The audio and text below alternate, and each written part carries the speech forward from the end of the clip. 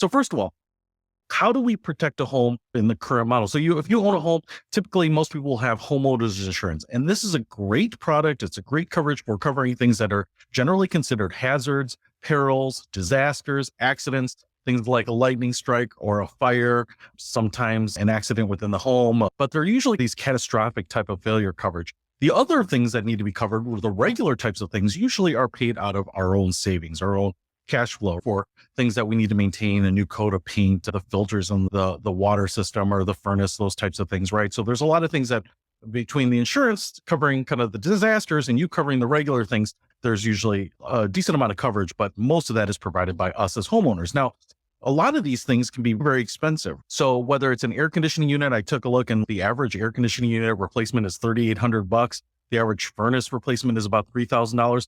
Even the smaller things like our appliances, a typical refrigerator can be $600. And I was looking, and there are some $3,000 refrigerators out there too that don't even seem that flush with features. All of these things end up being, I think, quite a bit more than a lot of people expect, especially if you're a first-time homeowner. Being from the financial services industry, what did we recommend to people usually as a budgeted amount to cover the cost of maintaining your home? There's a couple of rules out there. The rules of thumb, first of all, it's a 1% rule. It's 1% of your home value per year. And so let's say you have a $200,000 home, 1% of that would be $2,000 a year. So it's probably a good ballpark number that you should have about $2,000 to.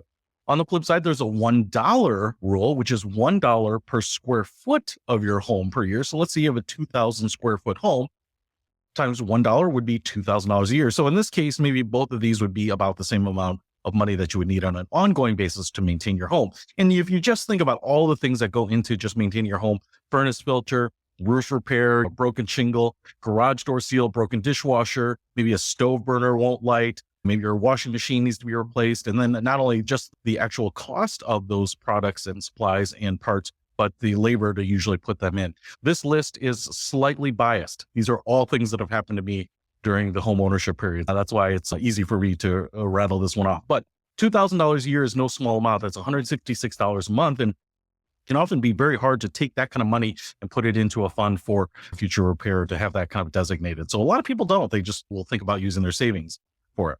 So here's one of the realistic problems that people have as they are purchasing a home. Here's the flip side of it. When I started an apartment, I was saving money for a down payment for a home. So I had all the savings. And then when my wife and I found the perfect place, we closed on it. We used a bunch of that money to not only buy the home, but prepay a year's worth of insurance, to buy furniture, to do some landscaping and a coat of paint and more cooking supplies and all that. And so the catch-22 almost is that you end up with less savings and you have more exposure to potential expenses, right? So you were renting before with a lot of savings. Now you own a home with very little savings. And there's a phrase for this: house rich, cash poor.